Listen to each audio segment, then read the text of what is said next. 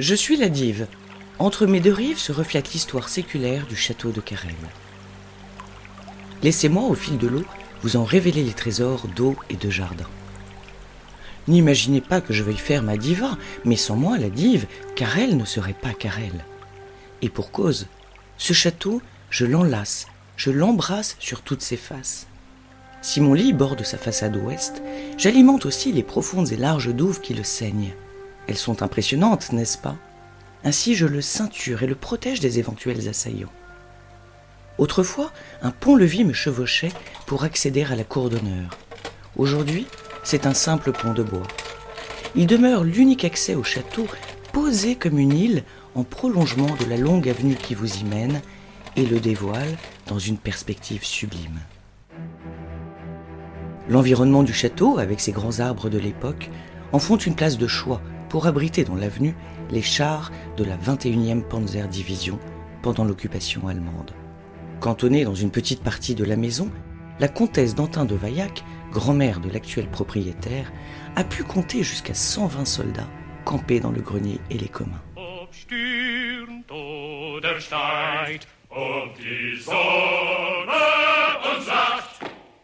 Et moi d'assister au remue-ménage lors du va-et-vient des troupes. J'ai même entendu une fanfare militaire jouer pour l'anniversaire du général Feuchtinger, commandant de la division.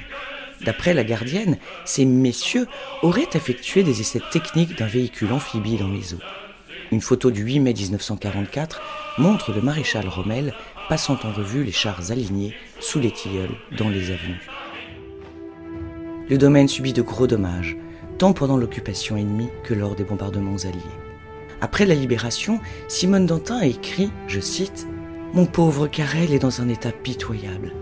Toitures et fenêtres arrachées, cheminées cassées, mobilier pillé, vaisselle en 1000 morceaux dans les douves et la rivière. Je ne sais pas si j'arriverai à remeubler une pièce avec ce qu'il me reste en bon état. »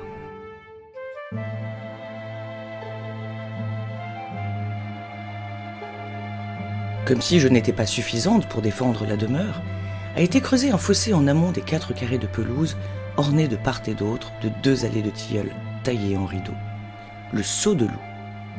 Inspirée de l'Antiquité, cette tranchée discrète dissimulée dans le paysage a été réintroduite par François Mansart au XVIIe siècle dans les jardins à la française. Dénué de murs d'enceinte, le Saut de Loup ne défigure pas la perspective tout en conservant sa fonction défensive, tant envers les rôdeurs que les animaux. Saut de Loup, un bien drôle de nom, haha. Il le doit à sa largeur, qui était volontairement supérieure à celle qu'un loup pouvait franchir. On raconte qu'un jour, le grand dauphin, fils de Louis XIV, s'aventura un peu trop près du Saut de Loup du château de Meudon. Sa gouvernante s'effraya. Lui éclata de rire. « Ah ah, ce n'est que cela qui doit me faire peur !» Vrai souvenir ou simple légende de cour, peu importe, le mot a persisté. Les sauts de loup ont alors été nommés « Ha-ha ». Moi, la Dive, je souris encore de ce nom étrange. Car ici, le château de Carel, entre mes eaux, mes douves et ce fossé rieur, se tient majestueusement comme une île protégée et éternelle au cœur du bocage normand. Je suis la Dive, mes eaux ceignent le château comme une île et forment le miroir où il se contemple depuis des siècles.